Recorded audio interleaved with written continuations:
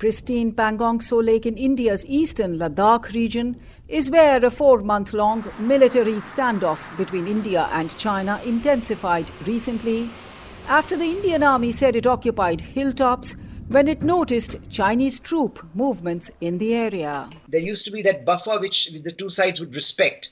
I think what has happened in recent crisis in the last few months is that Chinese have tried to gain an advantage over India by encroaching upon that buffer. And India is now realizing that they also need to have those kind of tactical advantages on the ground if they have to manipulate or if they have to manage China along the border. So I think that has led to this very peculiar kind of escalation. The foreign ministers of the two countries agreed to disengage troops at a meeting held in Moscow that came days after both sides accused each other of firing warning shots for the first time in 45 years. Long-standing protocols forbid the use of firearms. I would say it's very tense, and I stress the word very, because there are large number of troops massed on both sides, estimated 40,000 plus.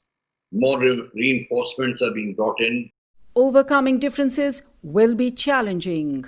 Previous calls by New Delhi and Beijing to de-escalate tensions have failed to translate to action on the ground, with neither backing down from their differing perceptions of their disputed border. As far as India is concerned, it's very clear that the Chinese have come in and we are not willing to accept that. They must go back to where they were. The Chinese position is that when we are where we should have been. So that is the problem. Restoring calm on the border will be key to repairing damaged ties.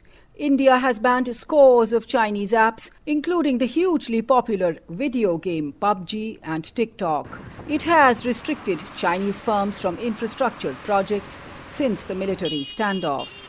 Unless that is in some ways resolved to the satisfaction of both sides, I don't see a likelihood of a normalization of this relationship, again underscoring that the trust has completely gone from this relationship.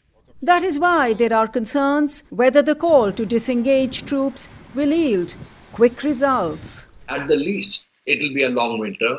Both sides dug in, tiring each other out, testing each other. Hopefully it doesn't go beyond that. That means the India-China border could continue to be volatile. Anjana Pasricha for VOA News, New Delhi.